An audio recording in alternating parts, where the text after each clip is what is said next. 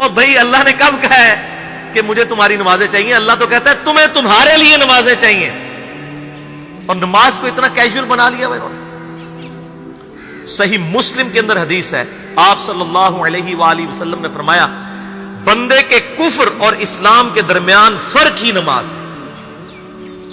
جو نماز پڑھتا ہے وہ مسلمان ہے، اور جو نماز نہیں پڑھتا وہ پاکستان کے شناختی کارڈ میں مسلمان ہے، اللہ کی ڈیفینیشن میں وہ عملاً کافر ہے. صحیح مسلم انٹرنیشنل نمبرنگ کے مطابق 246 نمبر حدیث ہے. آپ جا کے PDF کھول لیں، اسلام 360 میں جا کے 246 نمبر حدیث صحیح مسلم کتاب الایمان چیپٹر میں کھول کے دیکھیں کہ بندے کے کفر اور اسلام، شرک اور اسلام کے درمیان فرق ہی نماز ہے. آپ بے شک اپنے آپ کو مسلمان کلیم کرتے رہے، لیکن وہ شناختی کارڈ والا مسلمان ہے، نکاح طلاق والا مسلمان ہے، اس کا جنازہ بھی پڑھ دیا جائے گا، پیدا ہوگا اذان بھی دے دی جائے گی. اللہ کے حضور وہ مسلمان نہیں ہے، وہ بس کلمے کا ہی ہم احترام کرتے ہیں، ادروائز تو عملاً کافر ہے وہ. اسی طریقے سے جامعہ ترمذی میں حدیث ہے، سنن نسائی کے اندر حدیث ہے، سنن ابن ماجہ کے اندر حدیث ہے کہ آپ صلی اللہ علیہ وآلہ وسلم نے فرمایا جس نے نماز چھوڑ دی گویا اس نے کفر کیا. من ترک الصلاۃ متعمدا فقد کفر. اب اس سے زیادہ اور کیا سخت بات کی جائے کہ کسی کو یقین آئے کہ جس نے جان بوجھ کے نماز چھوڑ دی اس نے کفر کیا. اب جان بوجھ کے یہ نہ سمجھیے گا کہ جی میں بال بچیاں دے وہ کمائی کرتا رہنا تھا منو ٹائم نہیں ملتا. جان بوجھ کی ڈیفینیشن بھی نبی علیہ السلام نے بخاری اور مسلم میں موجود ہے کہ اگر کوئی شخص بے ہوش ہو جاتا ہے یا سویا رہ جاتا ہے، یہ دو آپشنز ہیں، یا تیسرا آپشن ہے وہ بھول جاتا ہے، تو جیسے یاد آئے اسی وقت وہ والی نماز پڑھ لے. لیکن جو شخص دنیا کو ٹاپ پرائرٹی مانتا ہے، اپنا آفس چھوڑنے کے لیے تیار نہیں، اپنا کلینک چھوڑنے کے لیے تیار نہیں ہے، اور اپنی دکان چھوڑنے کے لیے تیار نہیں ہے نماز کے لیے، تو ظاہر ہے کہ وہ تو اپنے آپ کو دھوکہ دے رہا ہے. اللہ تعالیٰ تو اپنے معاملات کے اندر بالکل اسٹریٹ فارورڈ ہے. بالکل یہ ذہن میں رکھ لیں. جامعہ ترمذی میں صحیح سند کے ساتھ موجود ہے، عبداللہ بن شفیق تابعی رحمہ اللہ تعالیٰ کہتے ہیں کہ صحابہ کرام علیہم رضوان صرف نماز کے چھوڑنے کو ہی اعمال میں سے کفر سمجھتے تھے. یعنی وہ کسی کو نماز پڑھتا ہوا دیکھتے تھے تو کہتے تھے یہ مسلمان ہے، اور کسی کو نماز پڑھتا ہوا نہیں دیکھتے تھے تو وہ کہتے تھے یہ کافر ہے. یہ جامعہ ترمذی ہے، یہ کوئی سٹوری بک نہیں میں سنا رہا آپ کو. مسند احمد میں صحیح سند کے ساتھ حدیث ہے، نبی صلی اللہ علیہ وآلہ وسلم نے معاذ ابن جبل سے فرمایا معاذ اللہ کے ساتھ کسی کو شریک نہ ٹھہرانا، خواہ تمہارے ٹکڑے ٹکڑے کر دیے جائیں، تمہیں سولی پہ چڑھا دیا جائے، تمہیں آگ میں جلا دیا جائے، اللہ کے ساتھ کسی کو شریک نہ ٹھہرانا.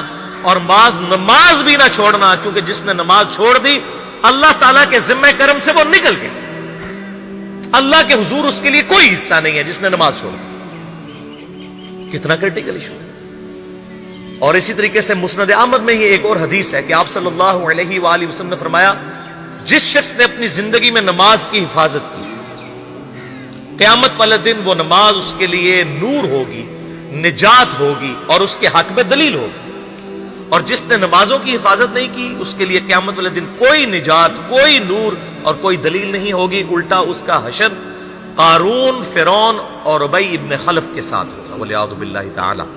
یہاں تو ہم کہہ دیتے ہیں یا اللہ جو کچھ بھی ہے تیرے محبوب کی امت سے ہے، یعنی یا اللہ ہم نے تو اپنی اصلاح کوئی نہیں کرنی، ہمیں اسی طریقے سے ہی قبول کر لیں والعیاذ باللہ تعالی. اور کچھ ویسے علماء کا بھی اس میں بڑا برا کردار ہے کہ انہوں نے نماز کو بھی اتنا مشکل فرض بنا کے پیش کیا ہے کہ ایک عام آدمی کے لیے، اور جو دنیاوی معاملات کے اندر بھی انوالو ہے، اور کسی ایسی عورت کے لیے جس کے کئی بچے ہیں، مطلب اس روٹین کے اندر اس نماز کو مینج کرنا مشکل ہو جاتا ہے. ہمیں تو عشاء کی صرف 17 رکعتیں بتا دی گئی ہیں، حالانکہ 24 گھنٹے کے اندر ٹوٹل نماز کی رکعتیں 17 ہیں جن کی اکاؤنٹیبلٹی ہے. اور میں یہ بڑے یعنی وثوق کے ساتھ ایک ذمہ دار مبلغ کی حیثیت سے یہ بات کر رہا ہوں. آپ صحیح بخاری اور صحیح مسلم کھول کے دیکھ لیں، فرض نمازوں کی تعداد جو ہے وہ 5 آئی ہے، اور ان کی رکعتوں کی تعداد بھی بیان ہو گئی ہے. فجر کے 2 فرض، ظہر کے 4 فرض، عصر کے 4، مغرب کے 3 اور عشاء کے 4. اور سفر میں سارے 2 فرض ہیں، مغرب کے 3. یہ ٹوٹل 17 رکھتے ہیں جن کی اکاؤنٹیبلٹی. باقی جنہ گڑ پاؤ گے انہ میٹھا، وہ ساری نفلی عبادت ہے. وہ بخاری اور مسلم دونوں میں حدیث ہے، جس نے فرض کے علاوہ 12 رکعتوں میں استقامت کی اور وہ 12 رکعتیں آپ صلی اللہ علیہ وآلہ وسلم نے پڑھ کے بھی بتائیں. اور امہات المومنین میں سے سیدہ عائشہ نے، سیدہ ام سلمہ نے، سیدہ ام حبیبہ رضی اللہ عنہن نے روایت بھی کی کہ 2 فجر سے پہلے، 4 ظہر سے پہلے، 2 ظہر کے بعد، 2 مغرب کے بعد، 2 عشاء کے بعد. یہ 12 سنت موقدہ، جس نے یہ پڑھی اسے جنت میں محل ملے گا. اگر کوئی نہیں پڑھتا تو گناہگاری والا معاملہ کوئی نہیں ہے. اسی طریقے سے اس کے علاوہ ایک اور وطر کی نماز ہے جو سنت موقدہ ہے. وہ سیدنا مولا علی رضی اللہ تعالیٰ عنہ علیہ السلام کا قول ہے کہ وطر سنت ہے، سنت ہے، سنت ہے، مگر اسے مت چھوڑو. ہے سنت ہے لیکن تاکیدی ہے. آپ صلی اللہ علیہ وآلہ وسلم نے سفر میں بھی وطر اور فجر کی 2 سنتیں پڑھی ہیں، لیکن یہ صرف افضلیت کے اعتبار سے تاکیدی ہیں، ان کی کاؤنٹیبلٹی کوئی نہیں ہے. البتہ یہ ضرور ہے، سنن ابی داؤد میں ایک حدیث ہے کہ جس کی قیامت والے دن فرضوں میں کوتاہی نکل آئے گی تو اللہ تعالیٰ فرمائے گا میرے بندوں کی جو نفلی اور سنت عبادت ہے اس کو تول لو اور فرضوں کے ایکویلنٹ قبول کر لو. تو آپ اگر یعنی سنتیں پڑھیں گے تو اس کے ایکویلنٹ نفلوں کی کوتاہی پوری ہو جائے گی، ادروائز اکاؤنٹیبلٹی اس کی کوئی نہیں ہے. یہ ذہن میں رکھیے گا.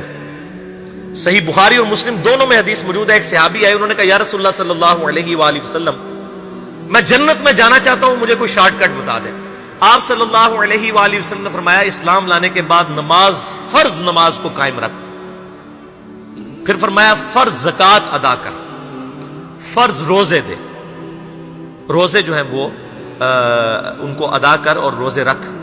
حج اس وقت فرض نہیں ہوا تھا، وہ زندگی میں ایک بار ہے. تو اس نے کہا یا رسول اللہ صلی اللہ علیہ وآلہ وسلم جتنا آپ نے مجھے بتایا نہ میں اس میں ایڈ کروں گا نہ اس میں سے کوئی چیز مائنس کروں گا. اور یہ کہہ کے وہ چلا گیا. آپ صلی اللہ علیہ وآلہ وسلم نے فرمایا اگر کسی نے کسی جنتی شخص کو دیکھنا ہے تو اس کو دیکھ لو جو یہ کہہ کے گیا کہ میں فرض نماز سے زیادہ کوئی نماز نہیں پڑھوں گا، صرف فرض روزہ ہی رکھوں گا، فرض زکوٰۃ ہی دوں گا. اب روزہ اور زکوٰۃ میں تو ہمارے علماء کو اور عام پبلک کو بھی جو دیندار لوگ ہیں ان کو ہضم ہوتی ہے کہ کوئی شخص یہ نہیں کہتا کہ بھئی پیر اور جمعرات کا روزہ. صحیح مسلم میں حدیث ہے کہ آپ صلی اللہ علیہ وآلہ وسلم کے نفلی روزوں کی یہ روٹین تھی. کوئی آپ کو یہ نہیں کہے گا کہ جس نے جمعرات اور پیر کا روزہ نہ رکھا اس کے رمضان کے روزے ہی قبول نہیں ہوں گے. کوئی کہتا؟ کیونکہ ان کو پتہ وہ نفلی ہے. اسی طریقے سے زکوٰۃ تو صرف 2.5% ہے نا، باقی تو نفلی صدقات ہیں جتنے مرضی دیں. کوئی شخص نہیں کہتا کہ نفلی صدقہ نہ دیا تو آپ کی زکوٰۃ بھی قبول نہیں ہوگی. الٹا یہ کہتے ہیں وہ بس جی زکوٰۃ دے لو تو باقی سارا مال پاک ہے. لیکن جب فرض نماز کی باری آتی ہے تو اس وقت وہ 12 رکھتے بھی سنت موقدہ بیچ میں گھسیٹ دیتے ہیں. وہ بھی صرف فضیلت ہے. ٹوٹل 17 رکھتے ہیں، 2 فجر کی، 4 ظہر، 4 عصر، 3 مغرب، 4 عشاء. یہ میں کو اپنے لیے گراؤنڈ نہیں بنا رہا، میں تو الحمدللہ اس کے علاوہ بھی نفلی عبادت کرتا ہوں. لیکن میں بتا رہا ہوں خدا کے لیے لوگوں کو دین ایسا مشکل نہ پیش کریں کہ جو نبی علیہ السلام نے امت کو وہ دین نہیں دیا ہوا. اپنی مرضی سے انجیکٹ نہ کریں دین، لوگوں کے لیے مشکلات نہ کھڑی کریں. ان کو فرض نماز تک رکھیں.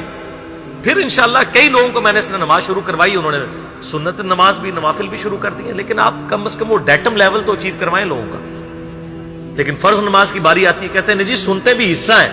کہاں سے میرے بھائیوں حصہ ہے؟ وہ 17 رکھتے ہیں. سنتیں پڑھیں گے ثواب ہے، نہیں پڑھتے گناہ کوئی نہیں ہے. تو کم از کم فرض تو ادا کریں. اس کے لیے آپ کو ٹوٹل 24 گھنٹے میں میرا خیال ہے 40 منٹ بھی نہیں چاہیے فرض پڑھنے کے. تو اس کے اوپر تو استقامت کم از کم ہم اختیار کریں. اور چھوٹی چھوٹی جو نٹی گٹیز ہیں ان کو تو ہم نے اتنا فالو کیا ہوا ہے، اور فرض نماز کے بارے میں ہم اتنے کیجول ہو جاتے ہیں. تو یہ فرض نماز کی امپورٹنس اس حوالے سے ضروری تھی، اس لیے میں نے ساتھ ہی بیان کر دی.